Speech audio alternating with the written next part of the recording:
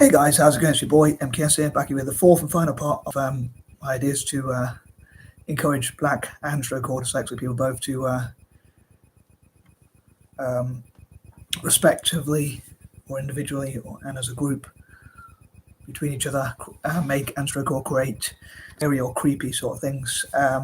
Anyway, I'd like to think I don't ask for too much in my videos, including this one, except for possibly to like, subscribe, and give me your soul. Just kidding. Thanks. Anyway, I was thinking about that for ages, trying to do that creepy intro, but I'm stealing that idea from someone else, to be honest with you. But I'm just hoping no one out there, as I often say, I hope no one out there thinks I'm still gonna nothing like that. But yeah. Anyway, but other than that, I don't ask for much. I actually ruined that a little bit because I thought, oh no, people are gonna actually think I'm actually not just mad, but dangerously mad as well. So I wasn't supposed to say that bit where it's like I'm just kidding, but yeah, so I ruined the intro a bit. But anyway, I was planning out for a while as well, but I was thinking I hope this is not going to be too cringeworthy, and I had sort of run out of ideas to talk about, but I was trying to think of some, which is one of the reasons why it took about 10 or 15 minutes just to get around to actually making this video. But anyway, technically here in the UK it's not Friday the 13th anymore, for better or worse, unfortunately, but so I'm a bit behind schedule. And also I didn't get to implement any of my ideas, which I probably should have known I wouldn't be able to, but I left it too late. But there's someone in America who creates these sorts of things. But anyway, here goes. So on to this, ideas number 31 to 40. I hope you enjoy, especially members of the black and stroke or dyslexic community around the world. Number 31, I know people say Halloween, Friday the 13th and Halloween, I have a negative sort of fear about them, and I sort of I do sometimes worry if things are going to go wrong or if things bad are going to happen.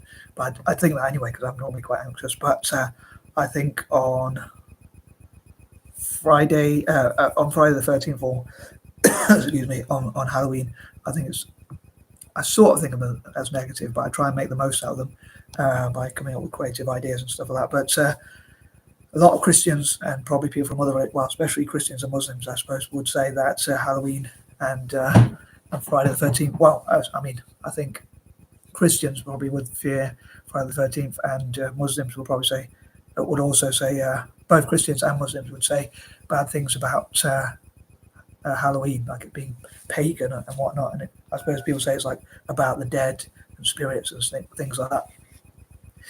So I'd love to know what people think about both Friday the 13th and Halloween as well in the comments on that note. But yeah, I wanted to turn them into positives by encouraging, as a dyslexic and stroke or black individuals and groups, both as individuals and as groups, respectively, and sometimes separately. So like basically dyslexic people as individuals and as groups perhaps work together to make and create creepy or scary stuff, and similar for the black community or as individuals and as a group. I hope that makes sense. So yeah, they could perhaps turn it from a negative into a positive. And I think since Friday the 13th and Halloween already exist and are already quite marketed and are about and can be quite commercial, basically, I think why not utilize those sorts of things as well as Christmas and other festivities. So I know religious folk, Muslims and Christians in many cases won't like some of those things, but I'm not hugely religious, but I kind of do believe in a way. But anyway, whether or not I want to or not, more out of fear rather than hope, I suppose. But by creating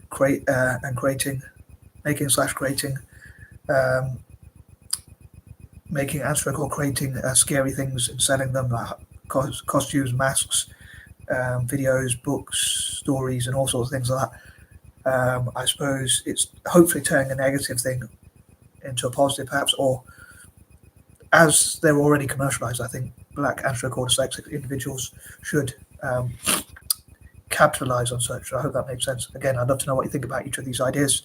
As I often say, number 32, I think it'd be cool to see what dyslexic people could learn from each other in terms of, again, collaborating and things like that. And similar for the black community, as I often say, I know I repeat myself quite a lot, but they could, whatever ideas are applied for one community could be for the other as well. Number 33, I would love to also collaborate and share my own personal ideas with members of the Black and Stroke dyslexic community, respectively, to talk about ideas I have, like for titles and things like that, like using my creativity, my dyslexic creativity.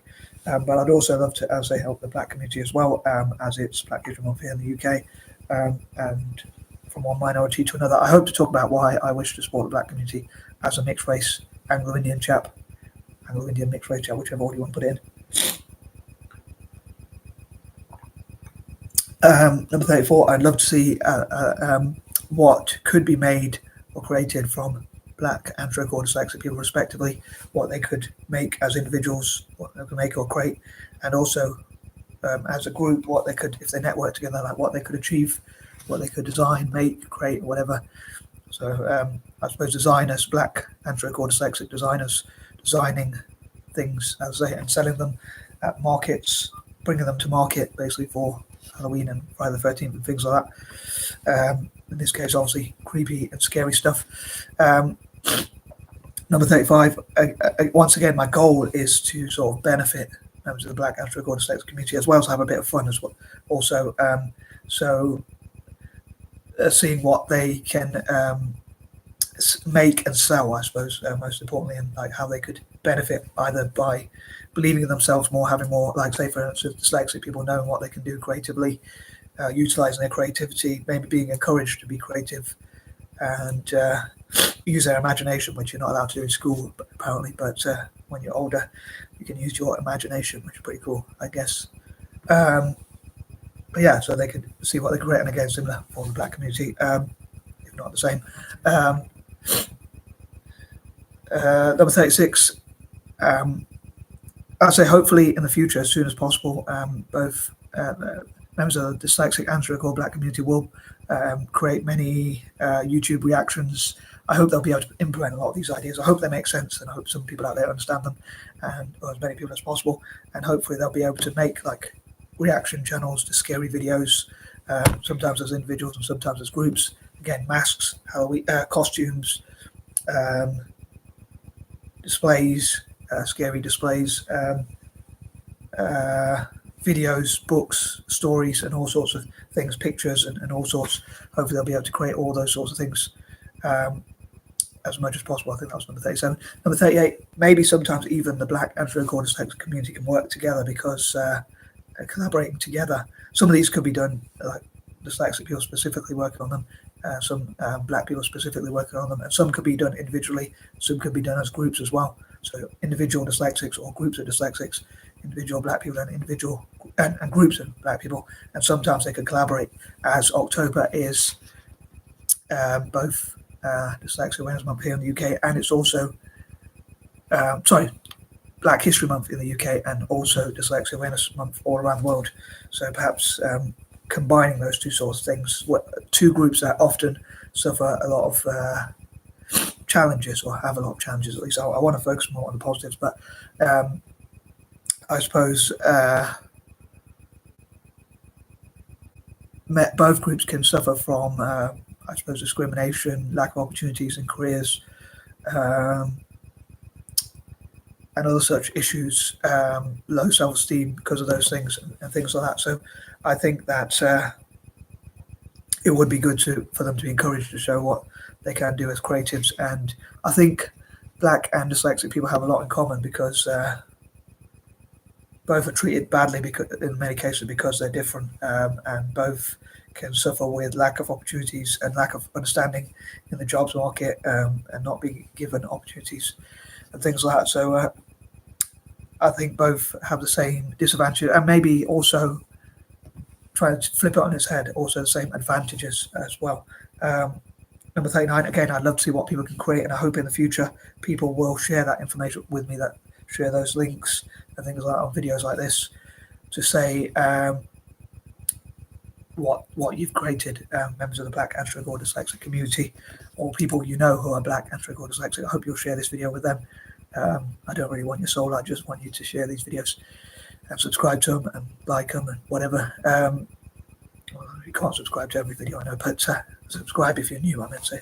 But anywho, moving on, number 40, hopefully as soon as possible, I'll be able to implement as many of these ideas as possible.